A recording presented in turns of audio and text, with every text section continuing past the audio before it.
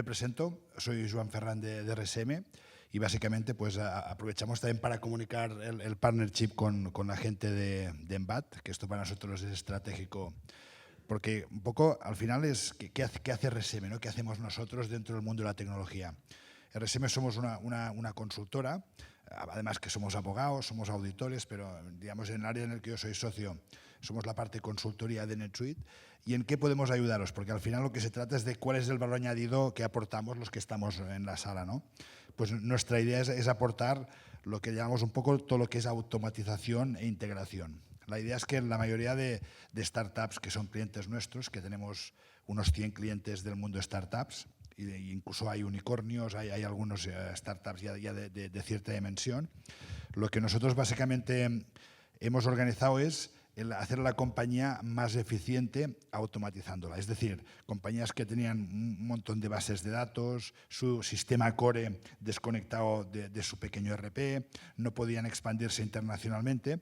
Pues un poco la idea de este tipo de proyectos es ayudaros a que el día que vuestras compañías vayan creciendo, pues poder tener un sistema de gestión integrado con vuestro core business o con vuestra aplicación, de manera de que la gracia sea ser más eficientes y escalabilidad. Esto es un poco lo que hacemos en RSM y NetSuite es nuestra plataforma base y Embat, por supuesto, que ahora contará mejor Embat, pero que la idea de Embat es un punto más también de ser capaces de que todo esté en un solo sistema, aunque sea en varios, pero integrado, y esto es la clave, la integración, automatización y ser escalables. Es un poco a muy alto nivel lo que hacemos nosotros con NetSuite y con Embat.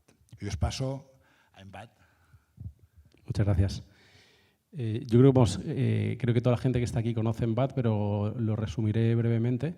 Nosotros somos una empresa de gestión de tesorería y lo que hacemos es de manera integral ayudar, como bien decía Joan, a ERPs en general y sobre todo a un partner como RSM en el mundo NetSuite a automatizar todos los procesos que tiene que ver desde el primer paso de la conectividad bancaria hasta el último paso que pueda incorporar la gestión de la tesorería, que puede ser los pagos o puede ser la conciliación o la automatización de contabilidad de tesorería.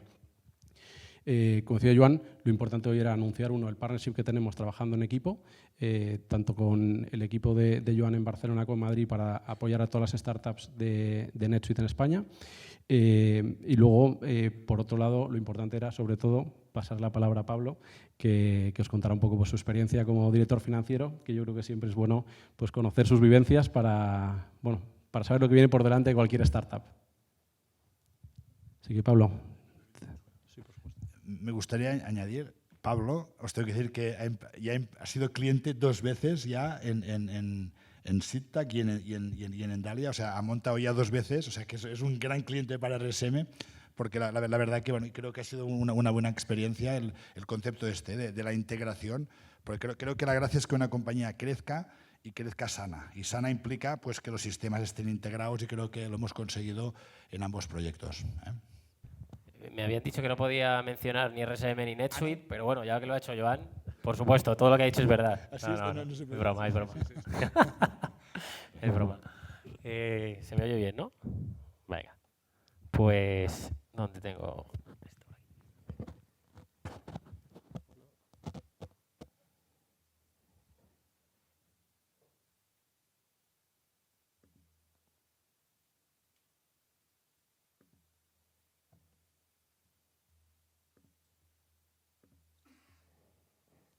Empezamos.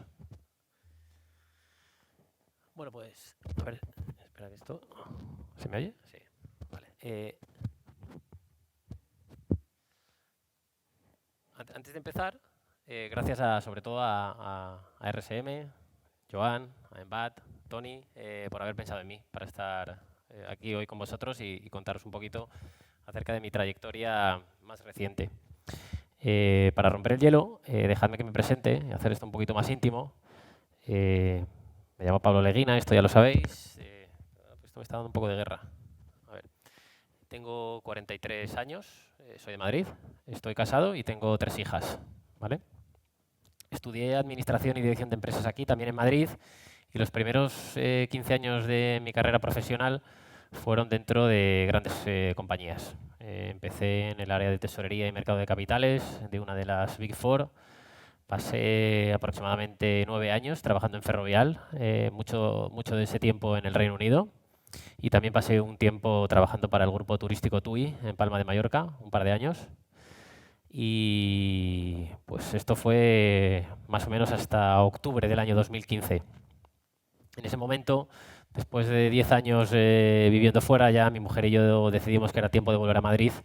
Y fue entonces cuando descubrí algo que para mí hasta entonces era desconocido, y es que se podía trabajar para compañías que tuvieran menos de 10.000 empleados. Y se podía trabajar para este tipo de compañías y disfrutarlo.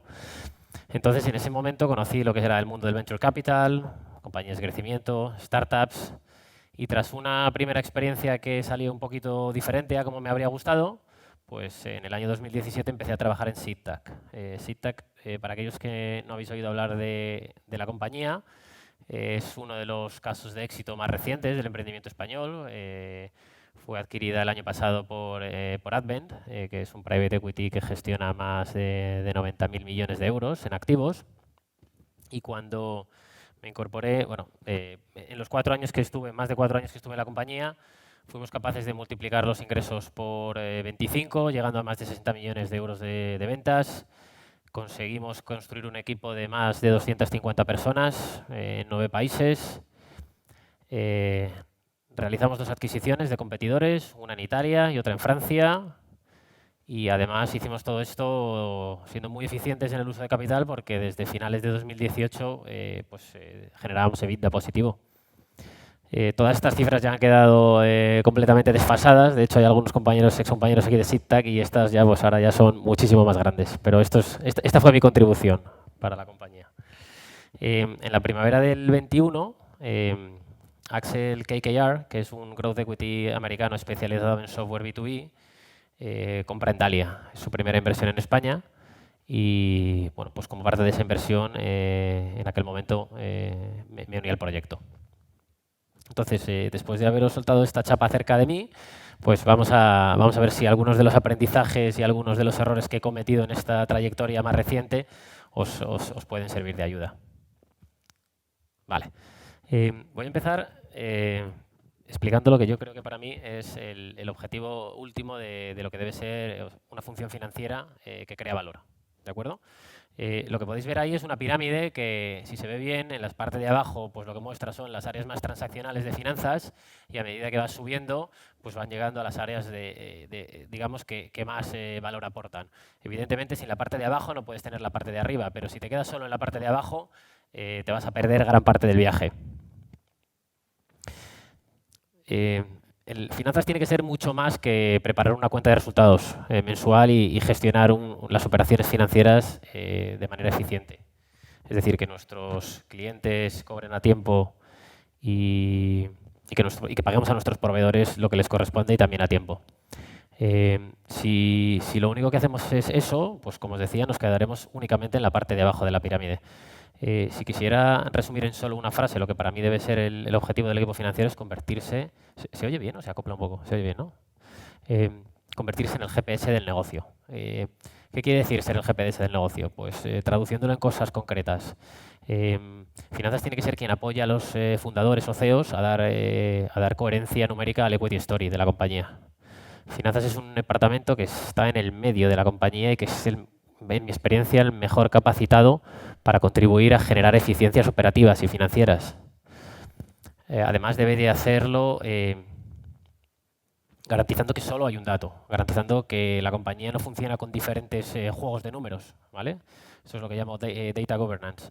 Y además, tiene que hacerlo, o para hacerlo, no solo es necesario contar con un buen equipo, que es obvio, sino que necesita mucha tecnología hoy día. Hace 20 años, 30 años, solo compañías grandes se podían permitir implantar un Oracle o un SAP, porque las licencias, la implantación, el mantenimiento eran prohibitivos. Hoy día, por una fracción de ese coste, compañías de mucho menor tamaño pueden acceder a herramientas de gestión financiera y operativa punteras, ¿vale? Dicho esto, y ya que tenemos claro cuál debe ser nuestro objetivo, quería compartir con vosotros cuál suele ser el punto de partida.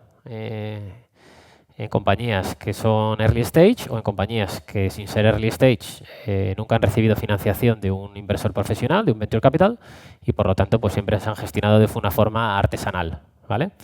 El primer punto es que la contabilidad suele estar externalizada. Sueles tener a tu gestor que prepara una contabilidad, tiene poco conocimiento de tu negocio y esa contabilidad realmente no se utiliza más que para cumplir con las obligaciones societarias. Una vez al año presentas tus cuentas al registro mercantil y hasta luego.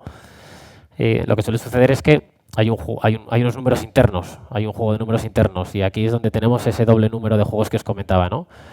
Generalmente uno de los fundadores, una tarde a la semana, se pone su gorra de part-time CFO y se encarga de convertir esos números externos en internos para poder gestionar el negocio.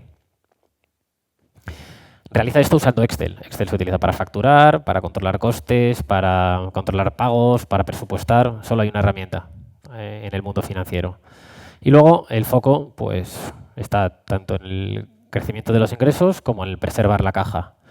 Ahora se habla mucho del path to profitability, la importancia de ser rentable, pero creo que esto para un early stage todavía no está en el camino, ¿vale?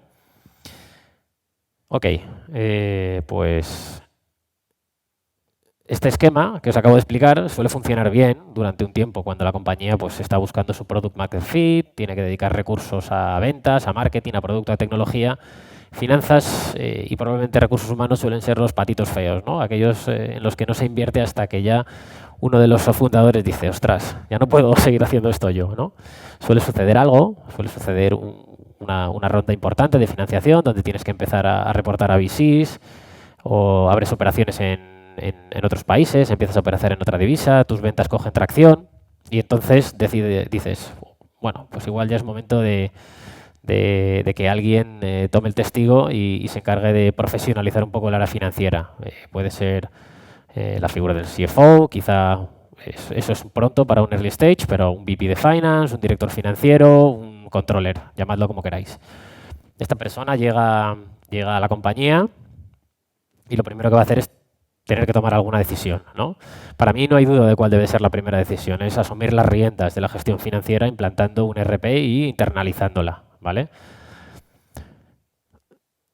ERP, he hablado de ERP, doy por hecho que casi todos sabéis lo que es un ERP, pero bueno, me voy a arriesgar y voy a explicaros un poco por qué es importante un ERP, ¿no? Al final el ERP es el sistema que va sobre el que tienes que construir el marco de reporting financiero y operativo de la compañía. Es la aplicación que te va a permitir saber con certeza cuáles son tus ventas, cuál es tu facturación y cuál es el estado de cobro de tus clientes. Te va a permitir controlar tus compras, controlar tus costes de personal y saber si estás pagando a tus proveedores lo que debes pagarles. Te va a permitir generar estados financieros de forma fiable y rápida. Una cuenta de resultados, un balance, un cash flow statement. No solo para reportar lo ya sucedido, que eso es necesario, pero también, sobre todo, para proyectar el futuro, que es más importante, y poder hacerlo de forma fiable. Y también te va a permitir entender cuál es tu estructura de márgenes. Oye, cuáles son los principales componentes de mi coste de ventas, de mi OPEX. Si tengo que mejorar mi rentabilidad, ¿qué palancas tengo que tocar? Si no tienes una herramienta que te permita extraer la información ágilmente, te va a costar mucho hacer esto.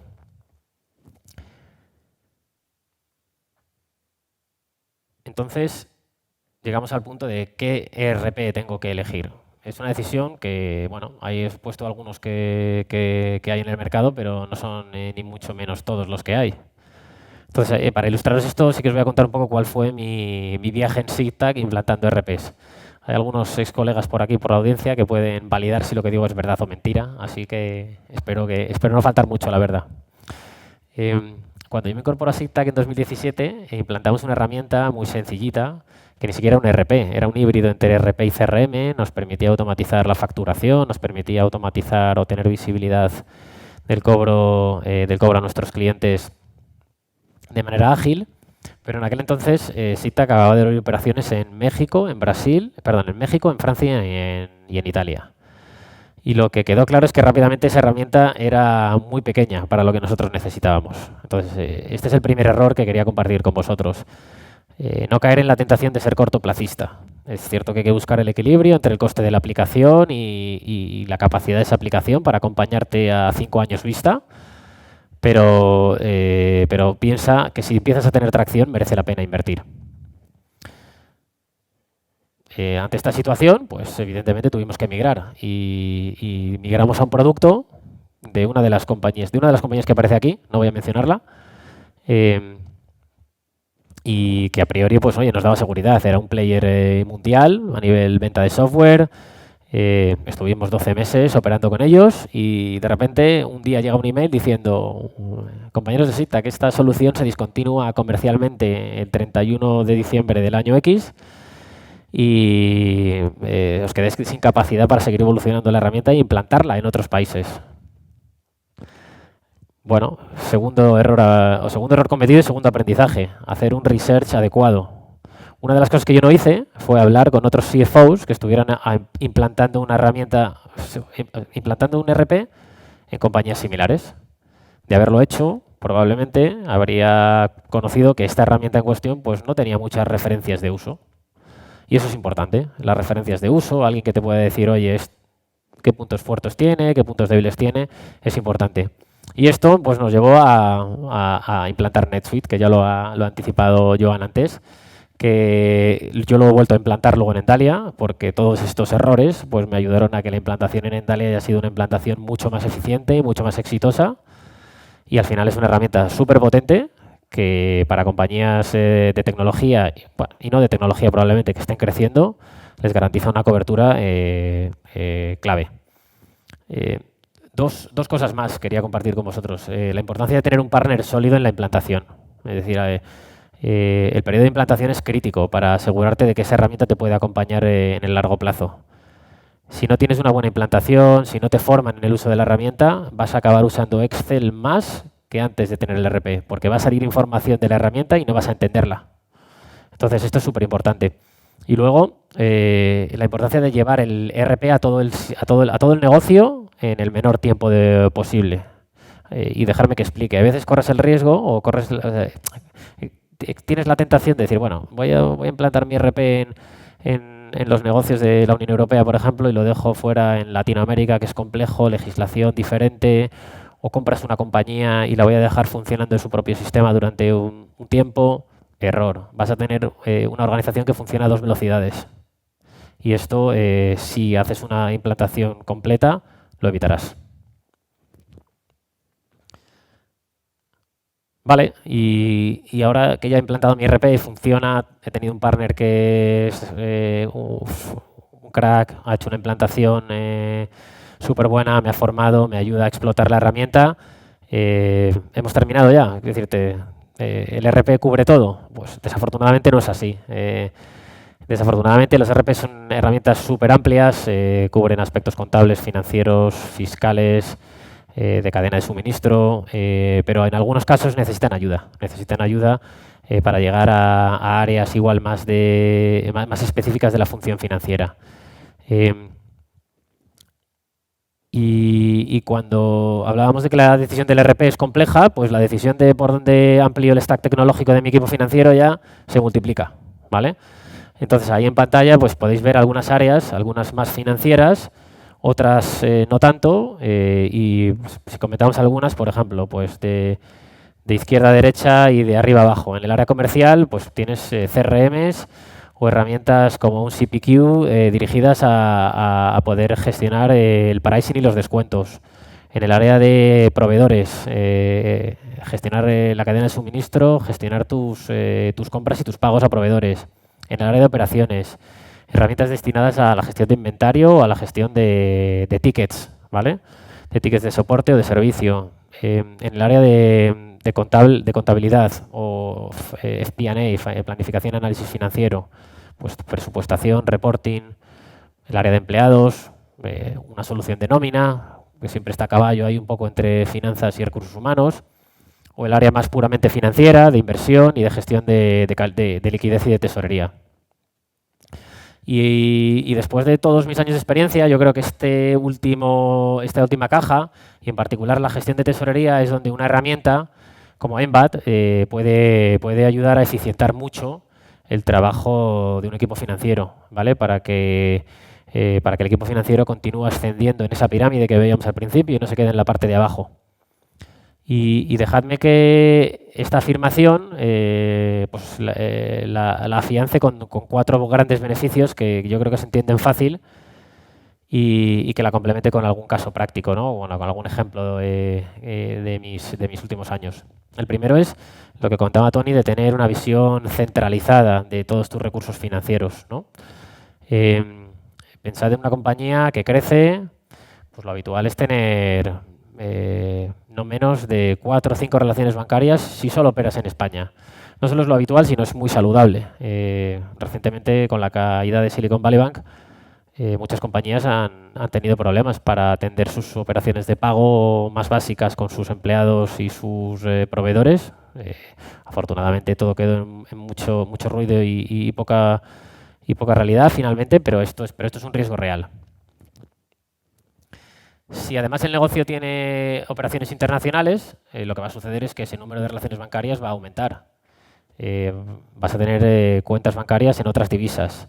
Y si además necesitas circulante, necesitas factoring, necesitas confirming para financiar tu circulante, o tienes deuda a largo plazo para financiar crecimiento, pues el ejercicio de tener una visión única de cuáles son tus posiciones de caja y de tesorería se convierte en una labor manual donde alguien del equipo financiero tiene que entrar todos los días, picarse en su Excel las posiciones y eso es muy tedioso. Eso es muy tedioso y una herramienta que te permite de forma automática capturar toda esta información, evidentemente mejora la productividad.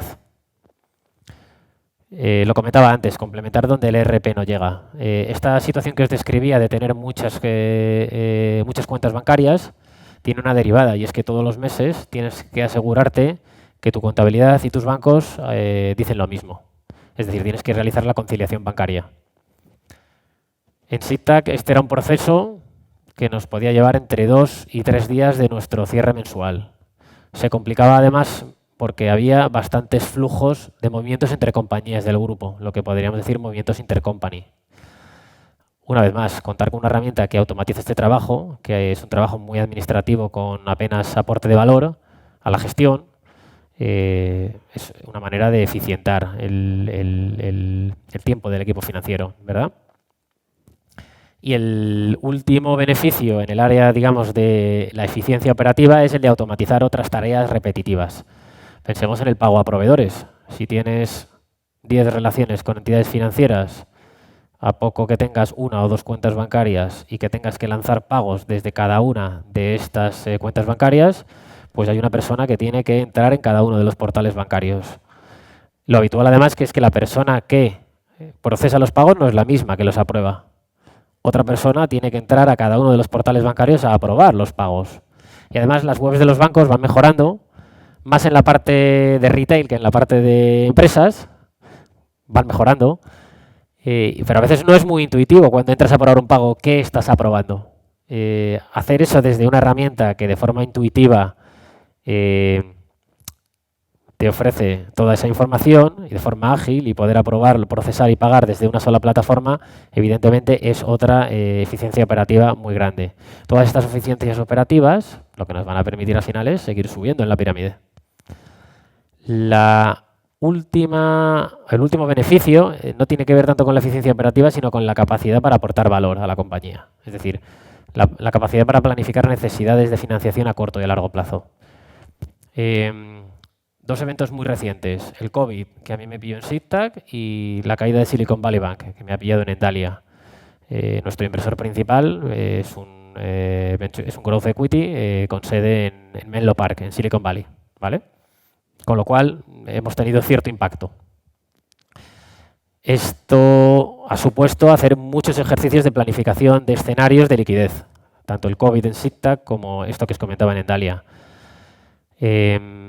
La única herramienta que a día de hoy contábamos con para hacer eso son Excel.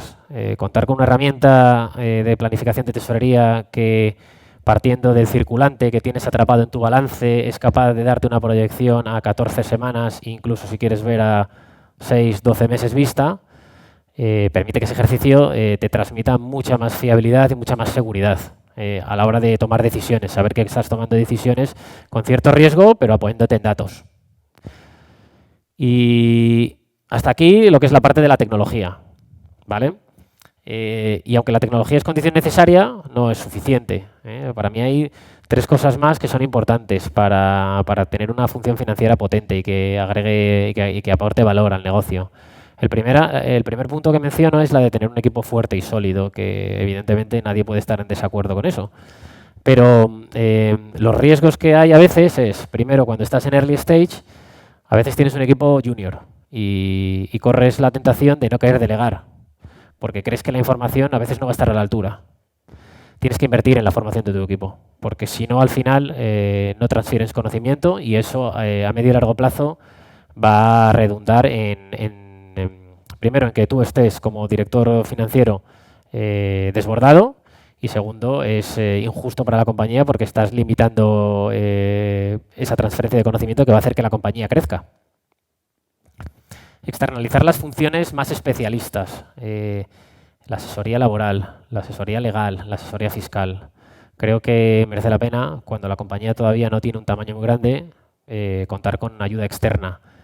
Pero es importante que estos asesores te transmitan confianza y que si no lo hacen, pues cambies. Porque nadie te va a dar una palmada en la espalda por hacer una buena liquidación de impuestos de sociedades, pero como la hagas mal, te vas a meter en problemas y van a tener coste económico.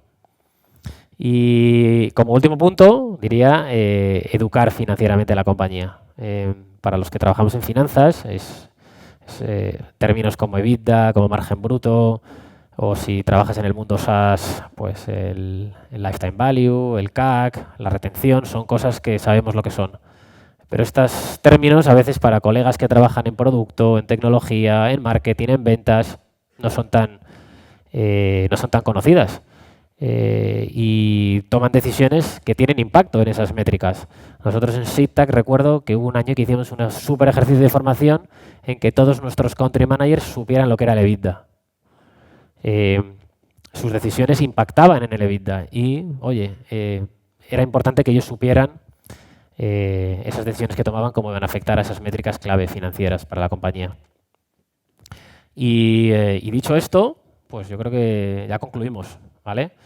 Yo creo que finanzas es un equipo, el equipo financiero tiene que participar de la planificación y de la ejecución de la estrategia de la compañía. Además, si consigues crear un equipo financiero que aporta valor, el resto de tus colegas, el resto de la empresa va a acudir a ese equipo financiero para buscar madurez, para buscar disciplina, para buscar, yo creo que perspectiva y también guía en la toma de decisiones.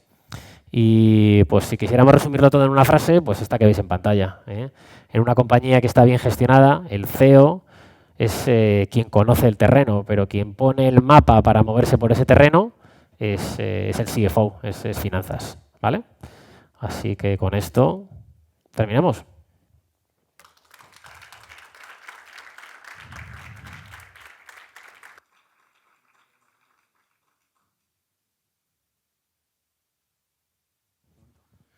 Vale, si alguien quiere hacer preguntas, que levante la mano y le pasamos el micro.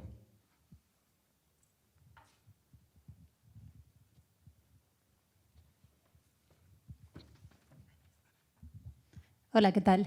Soy Virginia, CEO de 8 Belts. No sé si lo conocéis, pero bueno, es una metodología para aprender idiomas. Y me gustaría preguntarte cuál crees que es un organigrama adecuado para un departamento financiero, para una empresa como nosotros, que tiene, bueno, ahora mismo son 17 millones de facturación, tenemos 17.000 alumnos activos y vamos hacia un crecimiento exponencial. ¿Tu nombre era, perdona? Virginia. Virginia, vale. Es una gran pregunta y que no suene atópico. La respuesta es especializar la función financiera. Tener un área específica para operaciones, que gestione las operaciones financieras, cuentas a pagar, cuentas a cobrar, tesorería. Tener un equipo que gestione la parte más analítica de FP&A, planificación y análisis financiero, que te haga tus presupuestos, tus rolling forecasts. Y tener un área más contable, que te haga tu parte probablemente pues contabilidad mercantil, auditoría, gestión de la parte más puramente societaria. Yo estas 3 funciones las tendría sí o sí internamente. La parte fiscal y si contáis, si la parte de payroll está interna o interna, esto dependerá del número de empleados que tengas, pero dejemos de lado payroll. La parte fiscal, yo creo que con el tamaño que tenéis probablemente todavía puedas gestionarla de forma externa. También depende mucho de si tenéis operaciones fuera de España, si tenéis casuística de precios de transferencia, no sé, esto igual me estoy metiendo en temas un poco más técnicos, pero yo en una frase especializa el equipo. ¿Y te podrías mojar con un número de personas? Estamos solo en España, eso es verdad, de momento. ¿Cuánta plantilla sois, más o menos? Pues unos 130 en nómina, por decirlo así, más 200 trainers que están por todo el mundo. Pues te puedo decir que nosotros con 130 en SITA, que debíamos ser unas 5 personas, y íbamos cortos. Yo te diría que por encima de 5 y por debajo de 10, quizás. Vale, gracias.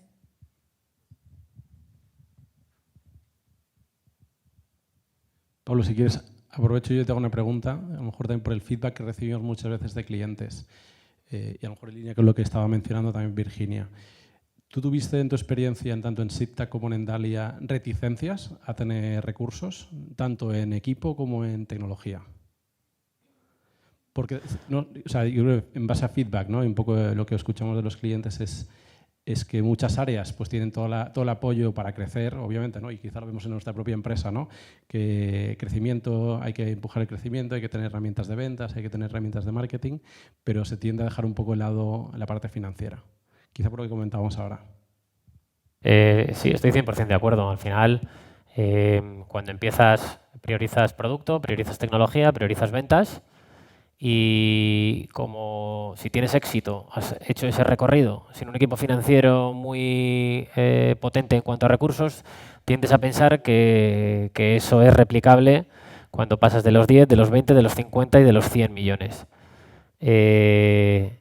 También, en mi caso particular, un poco antiimpuesto. A veces los financieros tendemos a ser demasiado agarrados y pedimos poco, porque luego vamos a apretar. Yo creo que eso hay que quitárselo, esa etiqueta. A ver, no hay que volverse loco, pero si yo pudiera volver atrás, nunca habría hecho esa primera implantación que os dije que hicimos en SIPTAC, porque claramente era una herramienta que nos valía para 3 meses.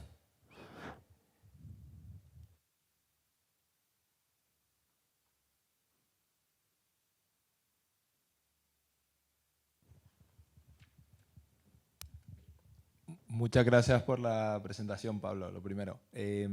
Yo quería hacer una subpregunta probablemente a las dos que han hecho. ¿Cómo, sobre todo en una startup que está enfocada en crecimiento, está enfocada pues, obviamente en seguir expandiendo el negocio, cómo le haces ver no solo probablemente a los fundadores, pero al resto de la función, que de verdad es el momento pronto en invertir en herramientas que te den escalabilidad o en un equipo que te pueda dar escalabilidad a futuro? O sea, ¿qué herramientas le puede dar a los CFOs que nos están escuchando para que vayan a sus equipos y les digan, más vale que empieces a invertir en finanzas, empiezas a invertir en tecnología, antes de que te pille el toro, como dijiste tú, antes de tomar decisiones precipitadas, quizás cuando el momento ya no es el correcto? Esa es una pregunta, tengo que pensarla un poco. A veces, a ver, cuando estás en compañías que están lideradas por sus fundadores, los fundadores tienen personalidades fuertes y como os decía, pues tienden a priorizar generalmente otras áreas. Y como os decía, pues eso, es muy fácil decir, bueno, oye, al final finanzas, con que haga bien la contabilidad y las operaciones financieras, tiramos, ¿no? Porque ventas, pues ya le preguntaré a mi Head of Sales cuánto he vendido y marketing pues será el que venda. Y luego, bueno, pues sí, que lleven bien controlados los costes y que no haya sorpresas. Y luego llega un momento en el que necesitas tener unos números que tengan sentido y llega el COVID y necesitas hacer planificaciones financieras rápidas y llega Silicon Valley Bank quiebra y necesitas saber cuánto dinero tienes, no solo ahora, sino en las próximas 14 semanas. Hacer eso sin sin una buena base de tecnología es muy complicado. Entonces, yo usaría estos argumentos un poco de, oye, si queremos estar preparados para eventualidades complicadas, necesitamos invertir en tecnología, pero no solo eso, si además queremos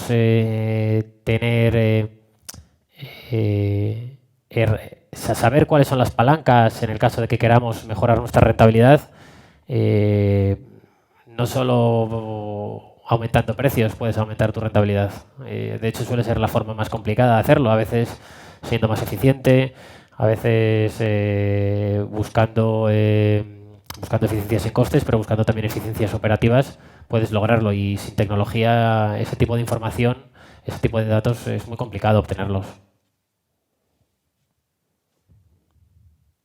No sé si he respondido, más o menos, ¿no? Sí, sí, claramente.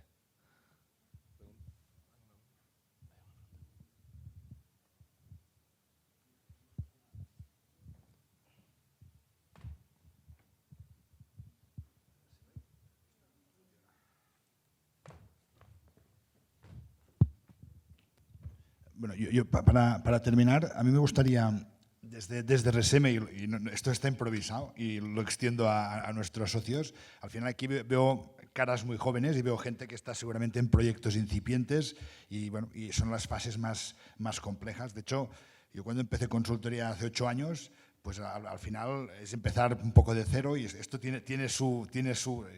es duro y no es fácil.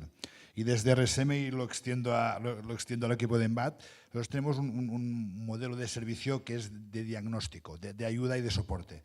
Os lo cedemos porque si alguno pues estáis en estos momentos donde no podéis pagar dineros para que os asesoren, para que os ayuden, desde RSM tenemos una especie de pro bono que os podemos ayudar sobre todo en ayudaros a decidir cuando de verdad te parece que ahora no es importante el RP que decidas, el sistema de tesorería, el CRM, todo esto al final cuando vas decidiendo te vas dando cuenta que un poco lo que comentabas tú, que la visión del euro versus el tiempo, pues al final decides herramientas que luego tienes que ir cambiando. Y el coste de cambiar de sistemas es carísimo. O sea, cambiar de RP, aunque tenga sentido primero montar uno y luego a veces es mejor invertir más y coger uno que sea escalable, y ya hablo de RP, de CRM, de sistemas de gestión, creo que sí, es muy importante el que os dejéis asesorar y dejéis que gente que ha pasado por esto y tenga experiencia os ayude. Y desde RSM, y esto ha sido un tema que no habíamos hablado y en BAT, si en estas cosas consideráis, pues nos contactáis y estamos dispuestos a ayudaros y, por supuesto, sin coste, que esto es un tema que cuando estás empezando normalmente es lo que todo el mundo dice, es que esto pero no nos toca, no toca de momento, pero sí tener clara una estrategia de sistemas, porque el que lo hagas con visión de largo plazo es lo que te permite que en algún momento pues no tengas que, porque el coste de ir reinstalando no es un coste del dinero, es el coste de los equipos de aprendizaje.